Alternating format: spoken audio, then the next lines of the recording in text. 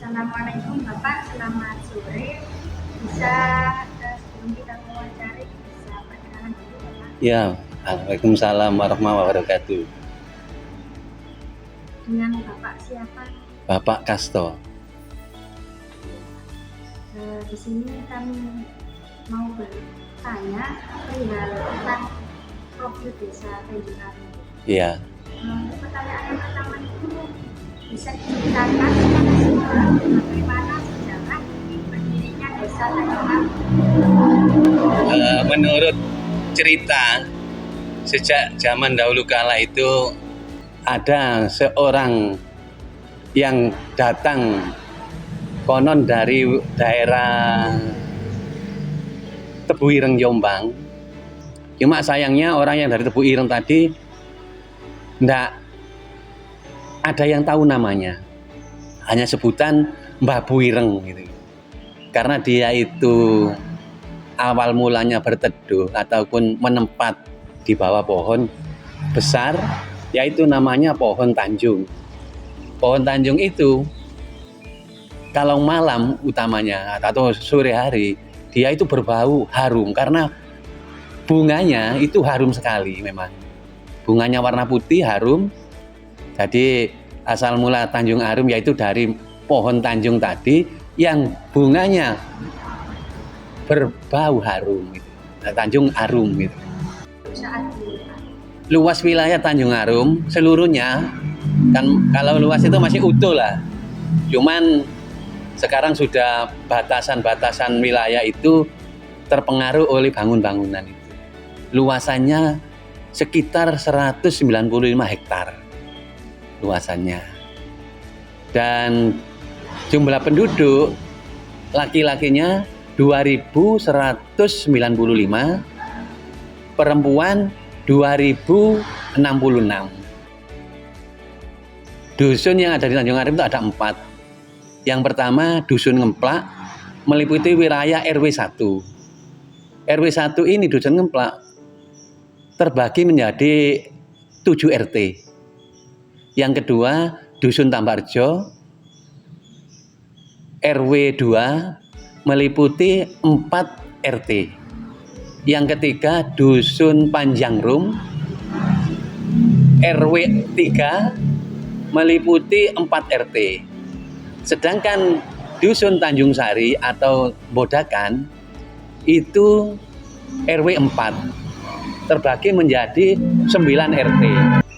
Potensi unggulan desa ini yang pertama memang pertanian. Pertanian itu padi dan jagung kalau di sini itu.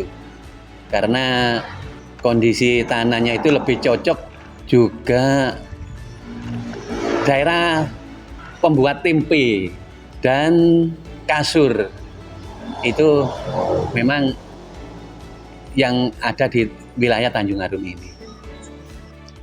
Perkenalkan, nama saya Misbahul Munir. Saya berdomisili di Desa Tanjung Arum, asli, keluarga asli aja. Bisa dibilang untuk usaha ini udah jalan kurang lebih sekitar 30 tahun. Jadi saya generasi keduanya. Dulu yang merintis orang tua. Kalau untuk prosesnya kasur, karena kita produknya bermacam-macam, ada kasur lipat, ada kasur busa, ada juga kasur kasur sofa, kasur anak dan sebagainya. Nah itu prosesnya bermacam-macam nih. Ada kalau kasur lipat, kita bahannya dari pabrik. Terus untuk proses sampul atau covernya itu ya ini seperti yang bisa dilihat di belakang saya, itu proses jahitnya dari kita sendiri. Untuk bahan, kalau kita bahan memang kebanyakan dari luar. Tapi untuk proses produksinya atau proses pengerjaannya kita semuanya ada di desa ini. Kalau untuk masalah strategi penjualan, alhamdulillahnya kita sudah mengikuti zaman ya, dalam artian kita menggunakan marketplace salah satu untuk penjualan kita menggunakan marketplace, terus kita menggunakan promosi dari Facebook, kita menggunakan promosi dari Instagram dan lain sebagainya. Itu yang kita lakukan. Kita juga pakai live di Shopee, di TikTok dan sebagainya. Itu untuk salah satu strategi kita untuk melakukan atau meningkatkan penjualan di usaha yang kita lakukan. Kalau tantangan terbesar dalam menjalankan usaha ini adalah yang paling berat itu di inovasi ya. Karena kalau ini kita kan bicarakan produknya kan semua orang bisa niru nih. Cuman makanya dari itu yang jadi tantangan adalah inovasi dari produk itu. Inovasi dari produk ini bagaimana sekiranya produk ini ada sedikit beda dengan yang lain. Entah itu dari bahan, entah itu dari proses kerja, ataupun dari desainnya. Yang pasti untuk harapan sih kita pengennya dari UMKM terus disupport dari desa. Disupport dari desa dalam segi apa? Entah itu inovasi, entah itu support dari bisnis kita yang jalan dipermudah dan sebagainya. Itu harapan dari kami selaku UMKM. Yang pasti ketika kita ada kendala apapun, entah itu terkait perizinan, entah itu terkait proses apapun, dari desa bisa hadir untuk benar-benar membantu meluruskan atau menyelesaikan permasalahan-permasalahan yang terjadi.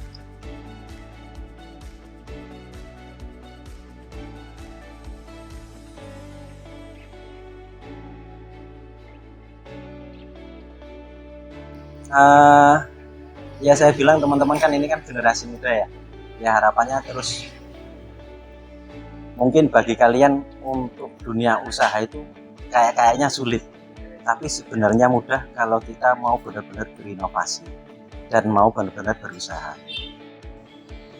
Fasilitas umum kalau sekolahan yaitu mulai dari PAUD, TK, SD, MI, Sanawiyah, dan SMK. Selain TPQ. Itu. Kalau dari segi sekolahan. Puskesmas memang nggak ada di sini. Yang ada hanya Poskesdes, Pondok Bersalin Desa, yang ada di sebelah Balai Desa ini tempatnya. Aksesnya juga nggak terlalu jauh ke kota kecamatan dan aksesnya sangat mumpuni, yakni bagus lah. Untuk jaringan saya kira nggak ada masalah. Kalau di bidang keagamaan, karena mayoritas desa Tanjung Arum ini berpenduduk Islam, jadi kegiatan keagamaan hampir tiap hari itu ada. Program yang prioritas sedang dijalankan yaitu yang pertama itu memutus jaringan atau kesenjangan antara warga yang kurang mampu dan warga yang mampu. Juga yaitu masalah pendidikan. Peran pemuda dan ibu-ibu saya kira itu sangat dominan sekali. Karena dia itu sudah mempunyai wadah, katakan mulai dari Fatayat, Muslimat, bahkan pemudanya ada IPNU, IPBNU. Jadi kita untuk menggalang itu tidak terlalu sulit. Malah kita dapat untung dan bisa guyub rukun itu antar warga dan pemuda itu. Untuk harapan ke depan kami selaku pemerintah desa, karena kami ini adalah generasi yang tua, jadi mengharapkan kepada generasi muda umumnya untuk berkiprah dan terjun langsung dan praktek untuk di desa, apalagi yang adik-adik yang sudah lulus dari kuliah, jadi ilmunya itu supaya bisa ditularkan untuk di warga Tanjung Arum.